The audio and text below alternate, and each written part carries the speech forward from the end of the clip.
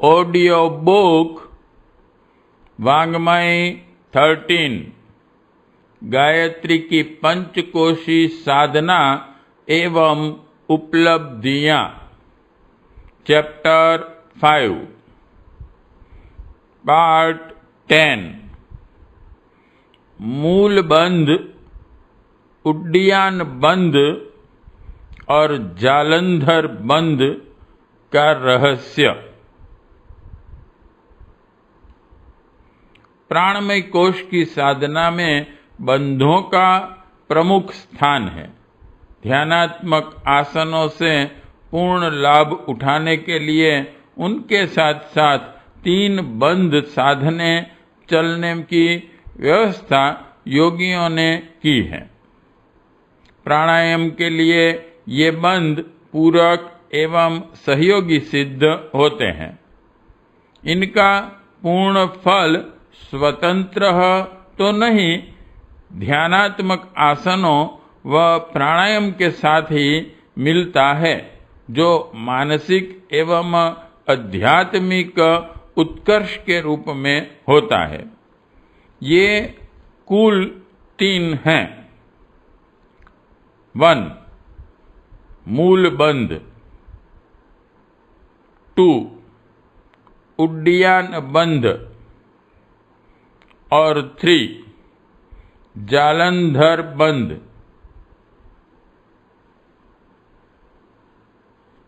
1 मूल बंध। प्राणायाम करते समय गुदा के छिद्रों को सिकोड़कर ऊपर की ओर खींचे रखना मूल बंध कहलाता है।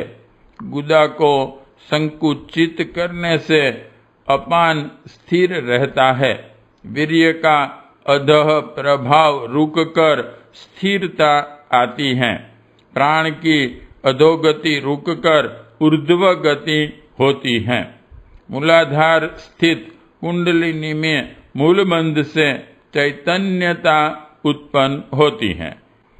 आंतें बलवान होती हैं, मलावरोध नहीं होता, रक्त संचार की गति ठीक रहती है।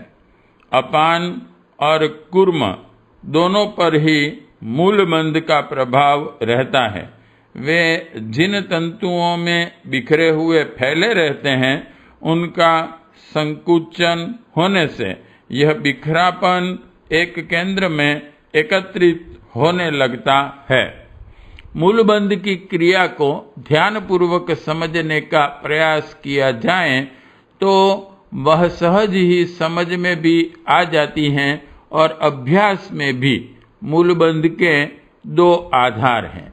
एक मलमूत्र के छिद्र भागों में मध्य स्थान पर एक एडी का हल्का सा दबाव देना, दूसरा गुदा संकोचन के साथ साथ मूत्रेंद्रिय का नाड़ियों के ऊपर खींचना।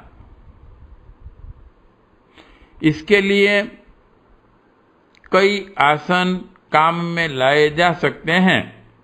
पालती मारकर एक पैर के ऊपर दूसरा रखना, इसके ऊपर स्वयं बैठकर जननेंद्रिय मूल पर हल्का दबाव पड़ने देना।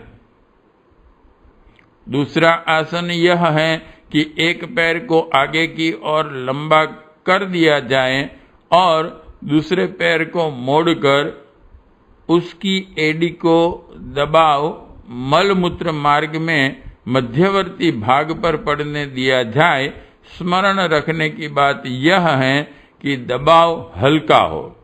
भारी दबाव डालने पर उस स्थान की नसों को क्षति पहुंच सकती है। संकल्प शक्ति के सहारे गुदा को ऊपर की ओर धीरे धीरे खींचा जाए और फिर धीरे धीरे ही उसे छोड़ा जाए। गुदा संकोचन के साथ साथ मूत्र नाड़ियां भी स्वभावतः सिकुड़ती और ऊपर खींचती हैं। इसके साथ ही सांस को भी ऊपर खींचना पड़ता है। यह क्रिया आरंभ में 10 बार करनी चाहिए।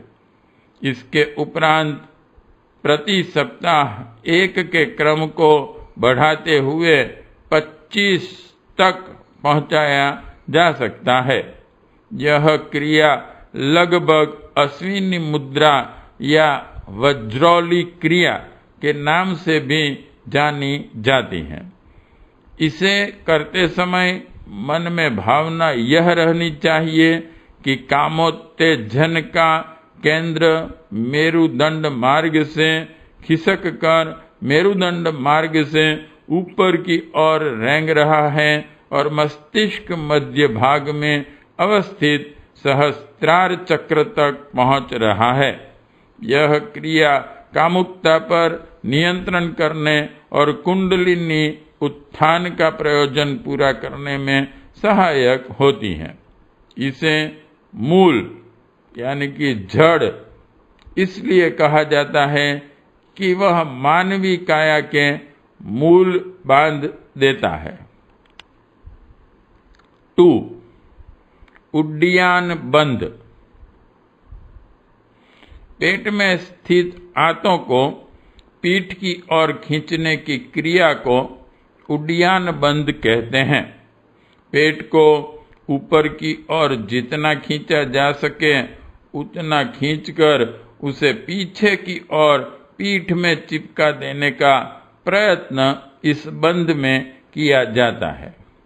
इसे मृत्यु पर विजय प्राप्त करने वाला कहा गया है।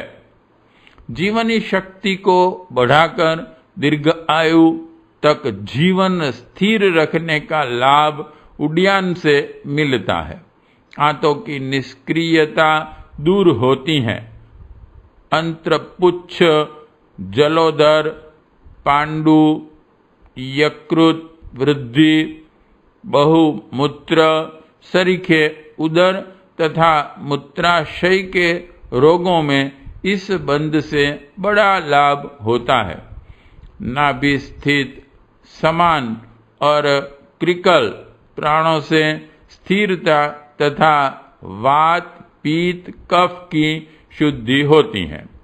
सुषुम्ना नाड़ी का द्वार खुलता है और स्वादिष्ठान चक्र में चेतना आने से वह स्वल्प श्रम से ही जागृत होने योग्य हो जाता है।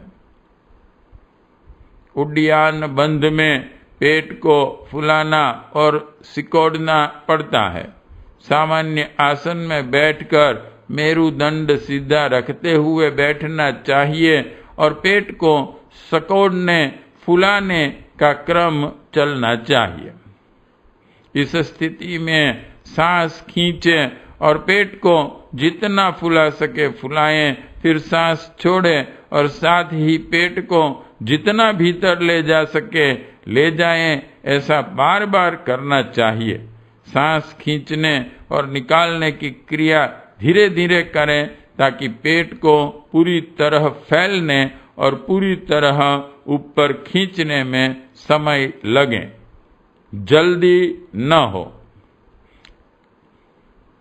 इस क्रिया के साथ भावना करनी चाहिए कि पेट के भीतरी अवयवों का व्यायाम हो रहा है, उसकी सक्रियता बढ़ रही है, पाचन तंत्र सक्षम हो रहा है, साथ ही मल विसर्जन की क्रिया भी ठीक होने जा रही है। इसके साथ भावना यह भी करनी चाहिए कि लालच का, अनिति उपार्जन का, असंयम का, आलस्य का अंत हो रहा है। इसका प्रभाव आमाशय, आंत, जिगर, गुर्दे, मूत्राशय, हृदय, फुफ्फुस आदि उदर के सभी अंग अवयवों पर पड़ रहा है और स्वास्थ्य की निर्बलता हटती और उसके स्थान पर बलिष्ठता सुदृढ़ होती है।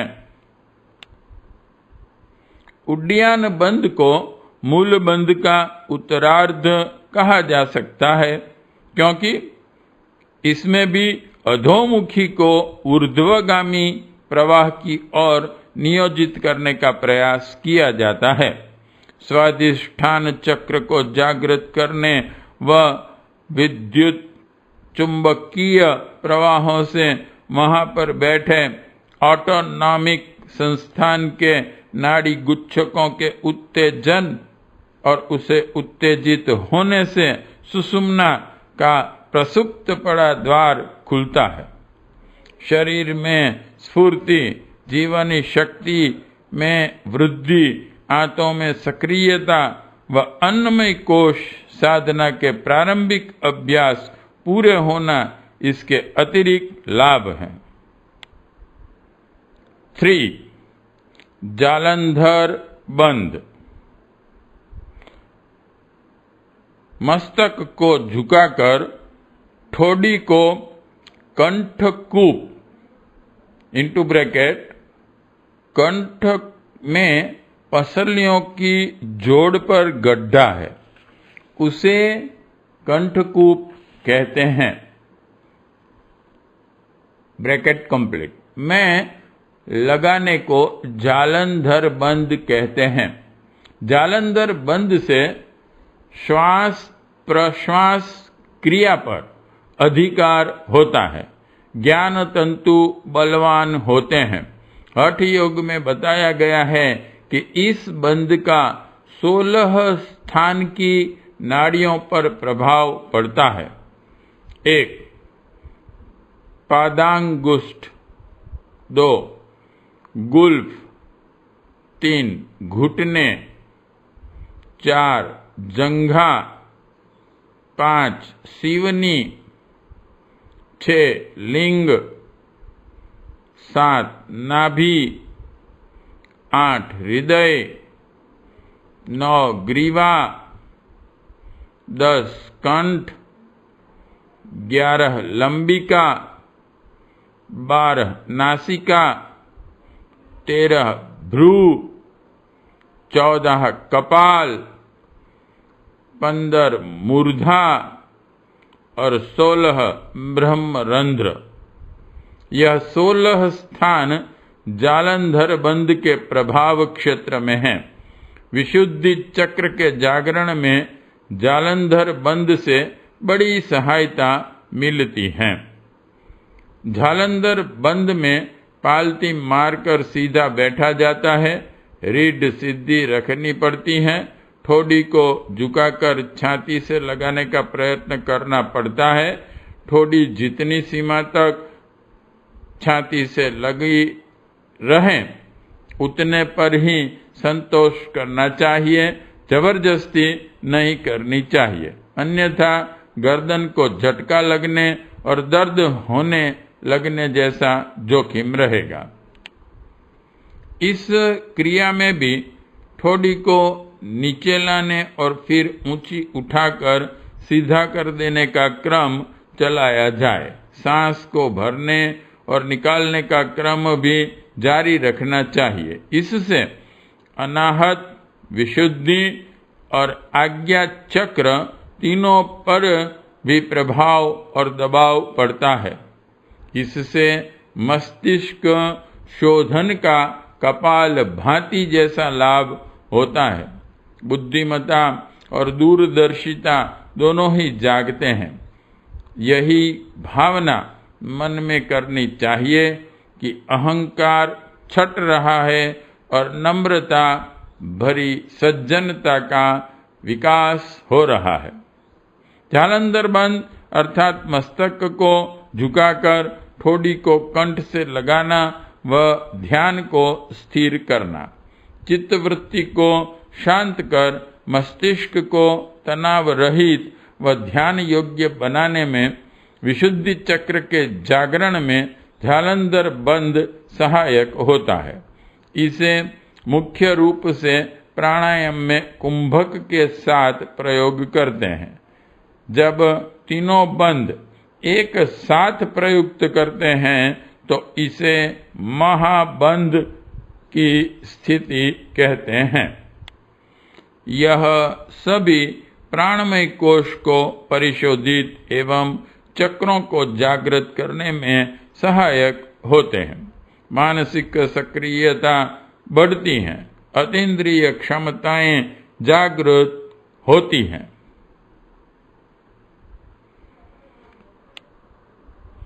पार्ट 10 समाप्त।